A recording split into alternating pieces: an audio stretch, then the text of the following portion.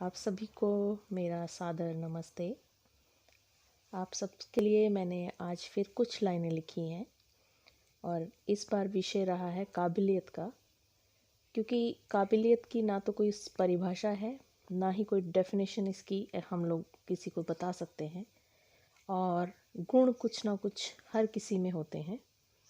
तो काबिलियत को लेकर मेरे क्या विचार हैं, आज मैंने इनको एक कविता के रूप में लिखने की कोशिश की है, तो आप सबके साथ शेयर कर रही हूँ।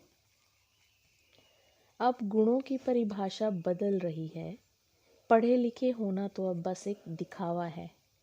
बिना पढ़े भी गृहिणी आगे बढ़ रही है। काबिलियत की परिभाषा अब बदल रही है। मैं तो कुछ करने का बस सोचती रह गई। कितनी ही मुझसे आगे निकल गई। जिनसे अब तक मैं झिझक रही थी, कितनी ही सखियाँ उसको जीत रही हैं। सादापन जो शर्मिंदा करता था, वो तो अब पहचान बन गया। जितना सादा उतना सच्चा हो गया। सच्चाई ही जीत रही है। काबिलियत की परिभाषा अब बदल रही है। दफ्तर ही कमाई का बस साधन नहीं है। अपने हुनर से जब पहचान हुई तो अपने जैसे ही दो चार मिले तो तकनीकी से भी पहचान हो रही है। काबिलियत की पहचान अब बदल रही है। सीखने का कोई अंत नहीं है।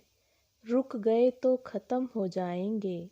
रोज़ सीखेंगे, रोज़ निखरेंगे, क्योंकि अब निखार की परिभाषा बदल रही है।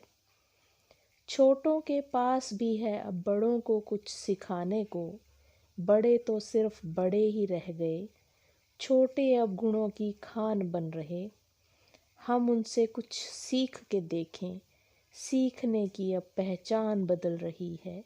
काबिलियत की, गुणों की अब परिभाषा बदल रही है। अब काबिलियत की परिभाषा बदल रही है। धन्यवाद।